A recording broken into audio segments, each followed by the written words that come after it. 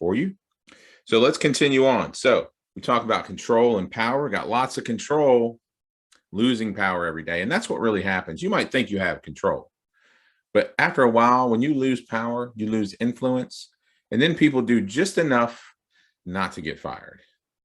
And then you want to pay them just enough so that they don't quit.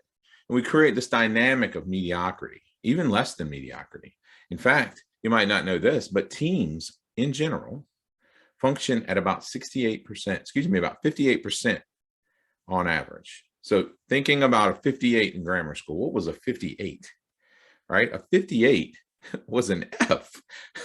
So teams on average, and that's an average. So that means some of them are at 40 and some of them are at 70 or 80 or what have you.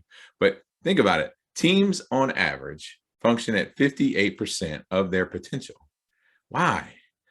Because of fear and manipulation, right? We've got all these challenges, but people are not fully engaged. They're all day long. They're thinking about that other thing they're doing. They're thinking about that leadership consulting company they want to start. They're thinking about that podcast they want to start. They're thinking about that book they want to write. Why? Because we don't have a culture of an empowerment and opportunity, right? So before we get to the liberating culture, which is the one I just talked about, let's continue on to the other quadrants of the support challenge matrix. So remember, support and challenge creates a liberating environment. Well, what does no support and no challenge look like, right? Think about that. No support, but no challenge. You know, teenagers might be excited about that. Hey, mom doesn't care what kind of grades I get. Dad doesn't care how late I stay out. It's all good. Let's do whatever we want. But I think deep in their hearts, they know that's not right. They're just living it up while they can because, you know, at some point it's going to run out, right?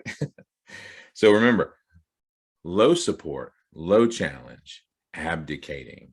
Now, if you've abdicated at your job, I get it. Maybe you've abdicated because there's a dominating environment and you're just tired of it.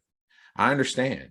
But that's the thing is you can rise to the challenge there. You can be the one that takes the company to the next level. It doesn't matter what your role is.